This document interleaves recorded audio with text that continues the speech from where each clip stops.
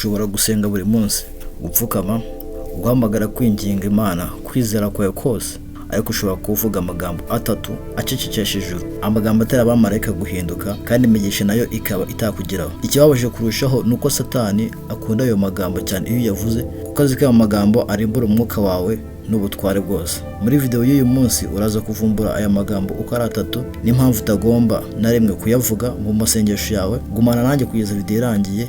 Ibyo uzumva hano bishobora guhindura iteka uburyo ushikirana hamwe n'Imana. Mbere yo guhishura amagambo ateye akaga, nagira ngo nkwibutse niba utarakora subscribe uyikore ujye ubona ibiganiro byacu bya buri munsi. Abantu benshi bizera ko gusenga ari ukuvugana n'Imana gusa, ariko ukuri kurambitse iyo usenga uba winjiye mu rugamba rwo mu mwuka. Muri Daniel igice cya 10 tubona ko nubwo Imana yumvise isengesho rya Daniel kuva ku munsi wa mbere, igisubizo cyatsinze mu minsi 21, kuko habaye intambara mu bice by'umwuka.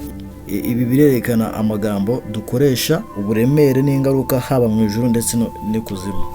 Inshuro nyinshi dukoresha amagambo asa nko kwicisha bugufi, ariko mu by'ukuri abangamira ukwizera kwacu.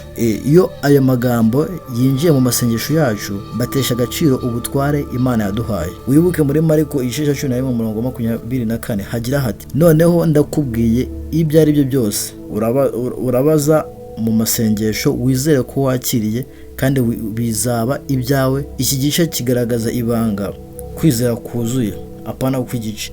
Kwizera kuzuye kwa nyako k'umuntu ubundi kuba kumeze gute? Ntabwo kwizera kwandujwe n'amagambo yo gushidikanya cyangwa kwikuramo. Ikibazo nuko umwanzi afite amayeri, ntazabikora agerageza kukubuza gusenga, ahubwo ashaka uburyo usenga nabi. Afite amagambo atatu akunda, kuko we azi ko iyo yavuze nubwo waba upfukamye utakambira Imana, isengesho ryawe ritakaza imbaraga. Ijambo rya mbere ni ijambo niba. Ijambo rya mbere utagomba na rimwe kuvuga mu gihe cyo gusenga ni ijambo niba.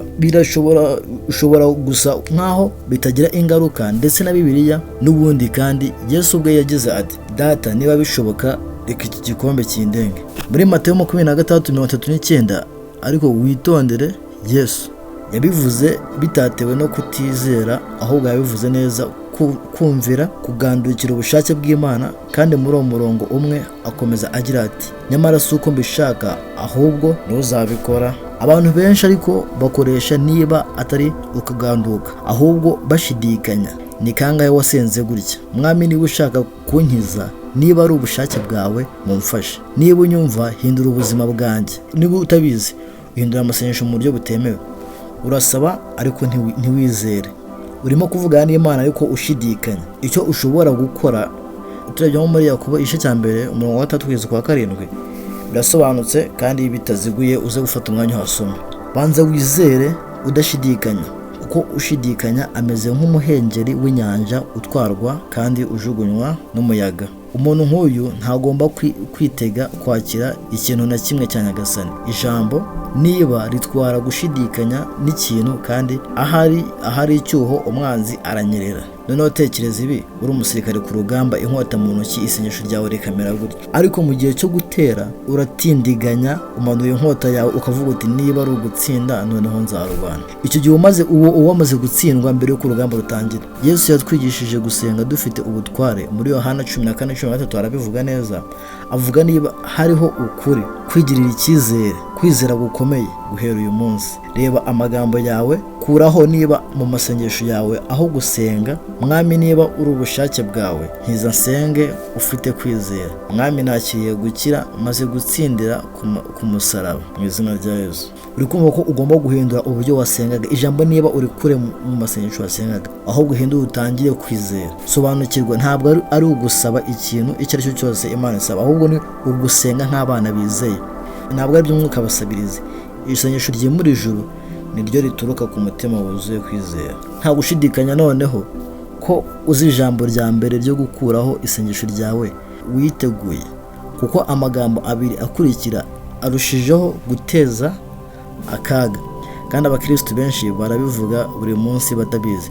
Mbere nkomereje kuri video, ngomba gukemura ingingo y'ingenzi kandi yoroshye. Ndavuga kuri cyane kureba amavideo y'urukozasoni, pornography n'abakristo. Ibintu ubona biri kuzamuka cyane kandi ubona abantu batabyitaho. Iki gikorwa cyagiye kiyongera cyane mu myaka yashize, kandi bisa nkaho nta gisubizo bifite. kubera ko ari ingingo yoroshye bake barabivugaho, niyo mpamvu twateje imbere uburyo iherezo rya gereza. Uzagira gahunda ya buri munsi yo kwegera Imana, ibikoresho byuzuye birimo ingamba zo kurinda ibikorwa bibi by'isi ya none digital no kuvugurura imitekerereze, byatewe kugira ngo bigufashe kugarura umubano wawe w'umwuka n'Imana kandi ukureho rimwe na rimwe ibyumvo byose ukwicira urubanza ufite mu gihe ukoresha ibintu nk'ibi. YouTube channel izajya bigufashamo mu biganiro bya buri munsi. Niba ushishikajwe no guhindura umubano wawe n'Imana, intambwe ya mbere ukore subscribe. Noneho reka dusubire ku ijambo ryacu. Ijambo rya kabiri ni birashoboka. Ijambo rya kabiri utagomba kujya uvuga mu masengesho yawe ni ijambo birashoboka. Iri jambo ntizongeye kujya rigaragaramo. Iri jambo rirahemutse cyangwa se ni ribi kuruta niba. Kwabanje ijambo niba dukurikijeho rirahemutse. Iri jambo ni ribi kurusha niba, kuko kuyoberanya no kwicisha bugufi ni ubushishozi ariko byimbitse, byerekana kwizera guhungabana no kwizera kutagira imizi. Tekereza witonze iyo umuntu asenze ati ahari Imana izabikora, birashoboka ko anyumva, birashoboka ko ambabarira. Ibyo byerekana ko batazi imico mu Mana bakorera. Imana ntabwo ihungabana, ntihinduka. Mu Baheburayo 13:8 hagira hati Yesu Kristo ni kimwe ejo n'uyu munsi n'iteka ryose. Ahari ni ururimi rw'umuntu utazi neza niba Imana ari nziza, niba asubije, niba yubahiriza amasezerano ye.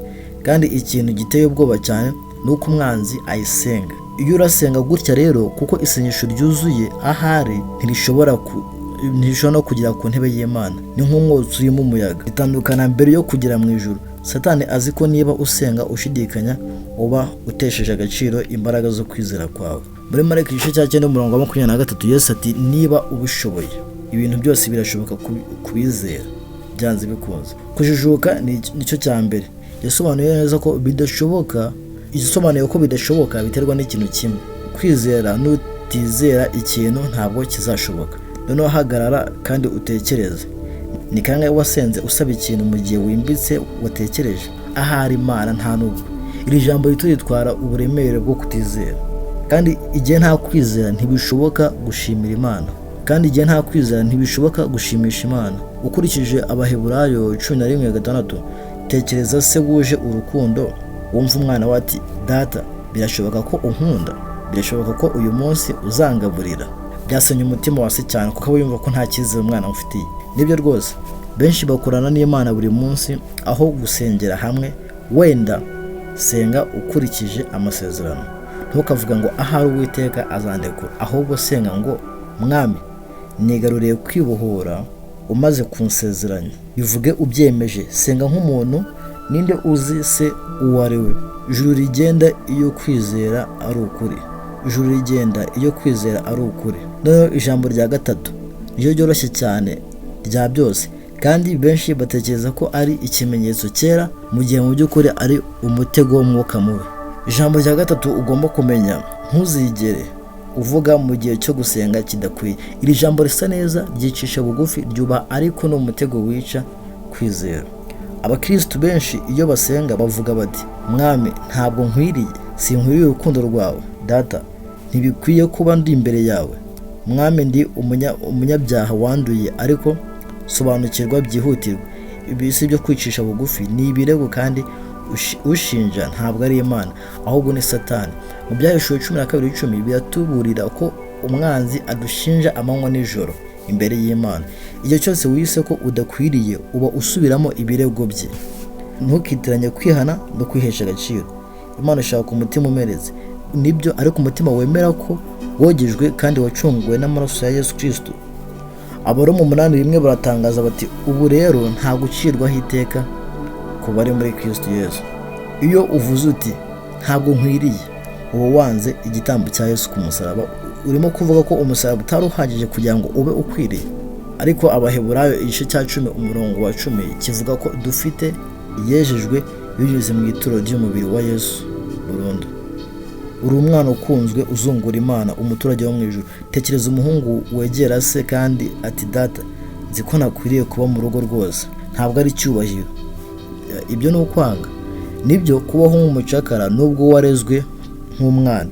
Iyo usenga kora wubahe yego birumvikana ko ufite ubwoba, ariko senga wizeye neza ko wemerewe, ufite ishingiro, wejejwe. Ntukavuga ngo ndi udakwiye, ahubwo senga ugira uti data urakoze kuko muri Kristo nagizwe umukiranutsi. Ntabwo ari inyungu zanjye, ariko ni amaraso y'intama. Iri ni isengesho rikora ku mutima w'Imana, rimwe ryemera iryaryo kwera. Iri ni isengesho rikora ku mutima w'Imana, rimwe ryemera iryaryo kwera. Ariko kandi n'akazi kuzuye ku musaraba ntabwo dukwiye muri twe ubwacu, ariko twarakoze bikwiye, kandi ibyo bihindura byose. Noneho urabizi, ntuzigere uvuga niba, ntuzigere uvuga ahari, ntuzigere kuvuga ijambo bidakwiye. Ayo magambo uko ari atatu ni nk'iminyururu yo mu mwuka, ariko uyu munsi urashobora kwigobotora no kubaho ubuzima bukomeye bwiza. Amasengesho yuzuye ukubaha kw'Imana. Noneho ko uzi aya magambo atatu abuza imbaraga z'amasengesho yawe, niba wenda na bidakwiye uko ari atatu, igihe kirageze cyo gufata icyemezo gikomeye ugatangira urugendo. Kubera ko ukuri koroshye ariko kwimbitse, ijuru risubiza kwizera nta gushidikanya. Imana igenda imenetse umutima, nibyo, ariko kimwe cyuzuye icyizere, cyuzuye neza mu bubasha bw'izina rya Yesu. Igihe cyose uri gusenga ukoresheje aya magambo, nubwo utabizi, ushyira urukuta hagati yawe n'indengakamere y'Imana, ariko ubu amaraso yawe amaze gukingurwa, ushobora gusenya urwo rukuta.